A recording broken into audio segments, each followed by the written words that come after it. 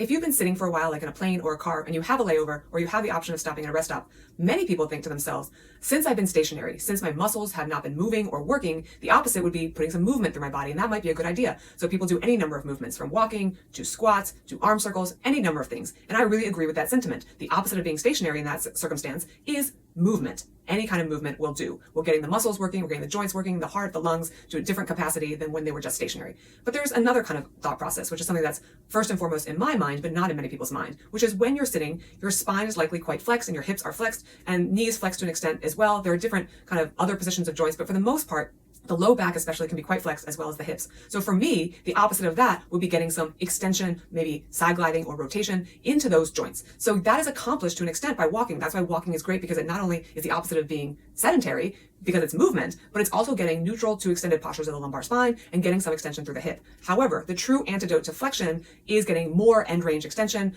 in the hip, in the lumbar spine, by doing some backward bends in standing or in prone, or getting other movements of those joints. So don't just think of the opposite of sitting, which is sedentary, as moving, which primarily considers muscle activity. Also think of the opposite of sitting in terms of joint position. If sitting is doing flexion or allows flexion of your knees considerably, you might want to do some extension movements of the joints of the knees. But if sitting is also a lot of slouched positioning in the lumbar spine, which is a lot of lumbar flexion, then the antidote to that would be getting more end range extension.